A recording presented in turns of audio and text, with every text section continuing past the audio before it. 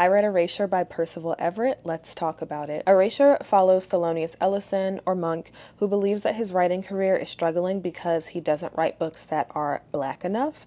And after seeing the success of Juanita Mae Jenkins' best-selling book, Weeze Lives in the Ghetto, he decides to publish a satirical and stereotypical novel called My Pathology under a pseudonym Stagg R. Lee. I think the way that Percival Everett executed this book was so well done. First, the way that it's written, we're basically reading Monk's journal, so we're seeing little snippets of his life with his family, as a writer, as a professor. We also get to see some of his thinking around language. We see some of his story ideas. We see random musings and thoughts and tangents that he's just going on. The very best thing about this is that we get to read My Pathology, the novel that Thelonious Ellison, the writer in this book, writes. So it was a bit meta, but I think it's really cool that we get two stories in one. If you read this book, you will feel the range of emotions. It definitely made me annoyed. It made me a bit sad. I absolutely laughed. Monk is that perfect character. He is pretentious and annoying, but also there are moments that you really feel for him. We see early on that his mother is dealing with Alzheimer's, and he has a really strained relationship with his siblings as well. So that dynamic is really interesting because while in his career and the way that he